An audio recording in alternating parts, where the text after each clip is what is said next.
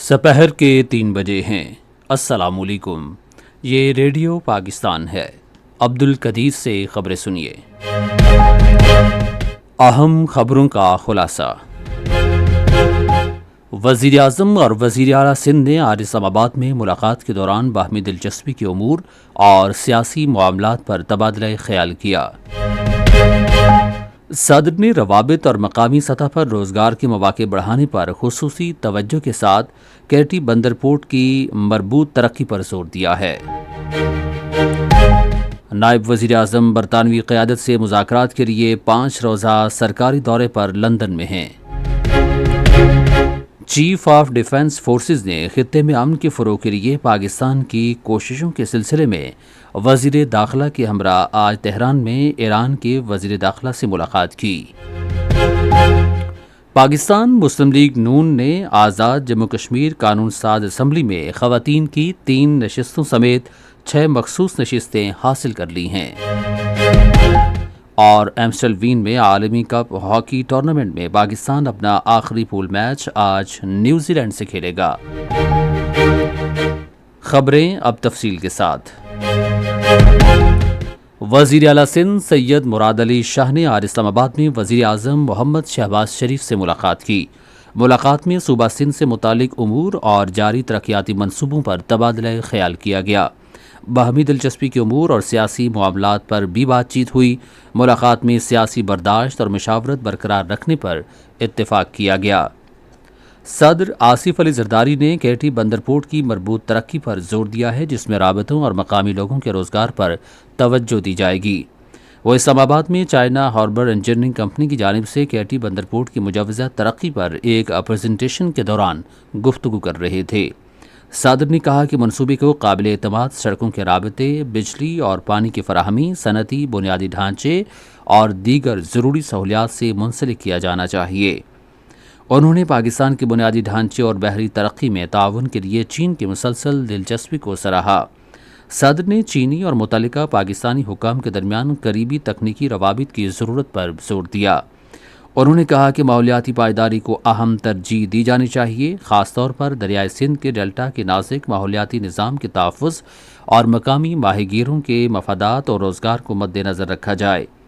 چینی وفد نے کیٹی بندر پورٹ کے تصوراتی ماسٹر پلان کے بارے میں بریفنگ دی، جس میں متعدد ٹرمینلز، لاجسٹکس اور معاون بنیادی ڈھانچے کے ساتھ ایک نئی بحری گزرگاہ کا خاکہ پیش کیا گیا ہے۔ وزیر اعظم محمد شہباز شریف اور نائب وزیر اعظم محمد اسحاق ڈار نے سنگاپور کے ساتھ مختلف شعبوں میں 2 طرفہ شراکت داری مزید مضبوط بنانے کے پاکستان کے عزم کا اعادہ کیا ہے۔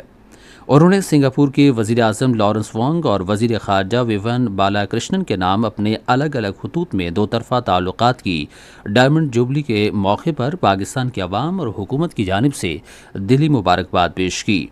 وزیر اعظم نے 2 طرفہ شراکت داری مزید مستحکم کرنے کے لیے پاکستان کے غیر متزلزل عزم کا اعادہ کیا اور 2 طرفہ اشتراکی عمل کے ساتھ ساتھ کثیر الجہتی فورمز کے ذریعے تعاون کو وسعت دینے کی بھرپور خواہش کا اظہار کیا۔ نائب وزیر اعظم اسحاق ڈار نے سنگاپور کے وزیر خارجہ ڈاکٹر ویوان بالا کرشنن کے نام ایک الگ پیغام میں کہا کہ یہ سنگ میل 2 طرفہ تعلقات کو نئی جہت دینے کا اہم موقع فراہم کرتا ہے۔ نائب وزیر اعظم اسحاق ڈار برطانیہ کے 5 روزہ سرکاری دورے پر لندن میں ہیں۔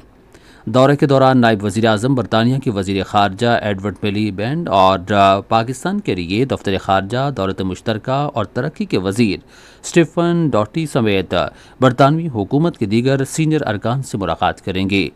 وہ بین الاقوامی میری ٹائم آرگنائزیشن کے سیکرٹری جنرل سے بھی ملاقات کریں گے، جس میں علاقائی بحری سلامتی کے امور پر تبادلہ خیال کیا جائے گا۔ وہ دولت مشترکہ کی سیکرٹری جنرل سے بھی ملاقات کریں گے۔ چیف آف آرمی اسٹاف اور chief of defence forces field marshal Syed Asim Munir نے وزیر داخلہ محسن نقوی کے ہمراہ تہران میں ایران کے وزیر داخلہ سکندر مومنی سے ملاقات کی۔ یہ دورہ علاقائی امن اور استحکام کے فروغ کے لیے پاکستان کی کوششوں کا حصہ ہے۔ دورے میں مشرق وسطیٰ کے تنازع کے پرامن، پائیدار اور جامع حل کے لیے کوششوں کو فروغ دینے پر توجہ دی جائے گی۔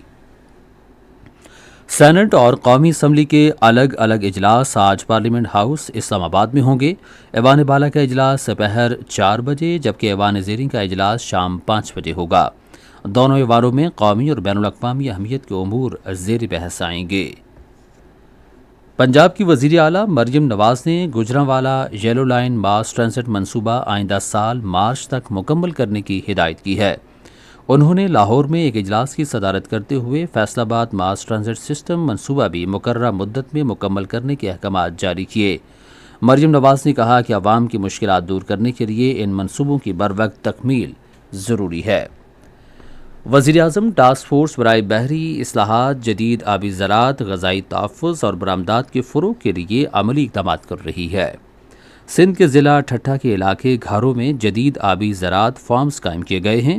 گھارو ایکوا کلچر فارمز میں ٹلاپیا، پینیکاسس اور مچھلیوں کی دیگر اقسام کی جدید طرز پر افزائش کی جا رہی ہے۔ پاک گھارو اور ملیشیا کی کمپنی جی کے ایکوا سنڈیان بھرد کے اشتراک سے پاکستان کی پہلی آل میل فریش واٹر جینٹ پون ہیچری قائم کی گئی ہے۔ یہ خبریں ریڈیو پاکستان سے نشر کی جا رہی ہیں۔ آزاد جموں کشمیر قانون ساز اسمبلی کی 7 مخصوص نشستوں کے لیے آج پولنگ ہوئی۔ نتائج کے مطابق پاکستان مسلم لیگ نون کی مریم زمان کشمیری، سہرش قمر اور مریم ادریس خواتین کے نشستوں پر منتخب ہو گئی ہیں۔ پاکستان پیپلز پارٹی کی فرزانہ یعقوب اور زوبیہ خورشید بھی خواتین کی 2 مخصوص نشستوں پر منتخب ہو گئی ہیں۔ پاکستان مسلم لیگ نون کے بیرسٹر افتخار گیلانی ٹیکنوکریٹ کی نشست پر منتخب ہو گئے۔ پاکستان مسلم لیگ نون کے پیر مظہر سعید شاہ علماء و مشائخ کی نشست پر منتخب ہو گئے اور پاکستان مسلم لیگ نون کے عبدالرحمان بیرون ملک مقیم کشمیریوں کی نشست پر پہلے ہی بلا مقابلہ منتخب ہو چکے ہیں۔ کل جماعتی حریت کانفرنس نے کہا ہے کہ مودی حکومت عالمی برادری کو گمراہ کرنے کے لیے بھارت کی غیر قانونی زیر قبضہ جموں کشمیر میں جان بوجھ کر حالات معمول کے مطابق ہونے کی جھوٹی تصویر پیش کر رہی ہے۔ کشمیر میڈیا سروس کے مطابق حریت کانفرنس کے ترجمان ایڈوکیٹ عبدالرشید منہاس نے سری نگر میں ایک بیان میں کہا کہ بھارتی فورسز اور تحقیقاتی اداروں کی روزانہ کی چھاپہ مار کارروائیوں، گرفتاریوں، پوچھ گچھ اور نگرانی نے نئی دہلی کے حالات معمول کے مطابق ہونے کے کھوکھلے دعوے بے نقاب کر دیے ہیں۔ انہوں نے کہا کہ بھارتی فوجیوں کی بڑی تعداد میں تعیناتی نے مقبوضہ علاقے کو ایک بڑے فوجی علاقے میں تبدیل کر دیا ہے جہاں کشمیری عوام مسلسل خوف اور دباؤ میں زندگی گزار رہے ہیں۔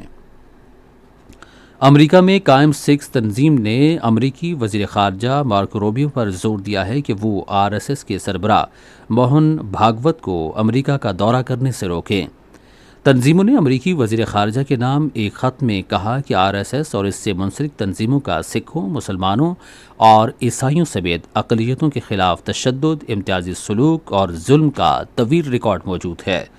خط میں امریکہ سے کہا گیا ہے کہ مذہبی اقلیتوں کو نقصان پہنچانے والی تنظیموں کے رہنماؤں کو سفارتی مراعات یا اعلیٰ سطح تک رسائی نہ دی جائے۔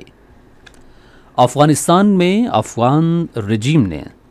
طالبان رجیم نے پولیس کے نئے نام نہاد قانون کی آڑ میں مظاہروں پر پابندی عائد کر کے عوام سے احتجاج کا بنیادی حق بھی چھین لیا ہے۔ افغان میڈیا افغانستان انٹرنیشنل اور کابل ناؤ کے مطابق طالبان رجیم نے نئے قانون کے تحت عوامی اجتماعات پر مکمل پابندیاں عائد کر کے پولیس کے غیر قانونی اختیارات مزید بڑھا دیے ہیں۔ افغان پولیس کے نئے قانون کے تحت گرفتار افراد کی حراست کی مدت 3 دن سے بڑھا کر 10 روز کر دی گئی ہے۔ نئے قانون کے تحت پولیس کو مشتبہ افراد کے خلاف سخت زبان کے استعمال اور انہیں توبہ پر مجبور کرنے کے اختیارات بھی حاصل ہوں گے۔ متنازع قانون کی ایک اور غیر انسانی شق کے تحت افغان پولیس کو ملزمان کو موت کی دھمکی دینے کی بھی اجازت دی گئی ہے۔ عمان کے وزیر خارجہ بدر البصیدی آبنائے ہرمز کے حوالے سے بات چیت کے لیے کل ایران کا دورہ کریں گے۔ ایران کی وزارت خارجہ نے کہا ہے کہ اس دورے کا مقصد 2 طرفہ تعاون مضبوط بنانا ہے۔ بدر البصیدی ایران کے وزیر خارجہ عباس عراقچی سے ملاقات کریں گے جس میں 2 طرفہ اور علاقائی امور پر تبادلہ خیال کیا جائے گا۔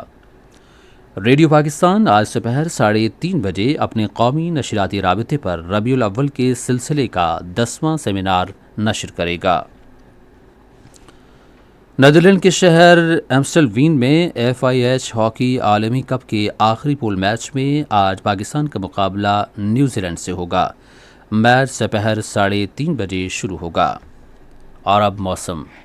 محکمہ موسمیات کی پیشگوئی کے مطابق آئندہ 12 گھنٹے کے دوران ملک کے بیشتر حصوں میں موسم گرم اور مرطوب رہے گا، تاہم شمال مشرقی بلوچستان اور بالائی سندھ میں بعض مقامات پر تیز ہوائیں چلنے اور گرج چمک کے ساتھ بارش کا امکان ہے۔ آج ریکارڈ کیا گیا بعض بڑے شہروں کا درجہ حرارت: اسلام آباد اور مظفر آباد 34 ڈگری سینٹی گریڈ، لاہور اور پشاور 36، کراچی اور کوئٹہ 33، مری 22، جبکہ سری نگر 25، جموں 33 اور لیہ میں 20 ڈگری سینٹی گریڈ ریکارڈ کیا گیا۔ آخر میں خاص خبروں کا خلاصہ ایک بار پھر۔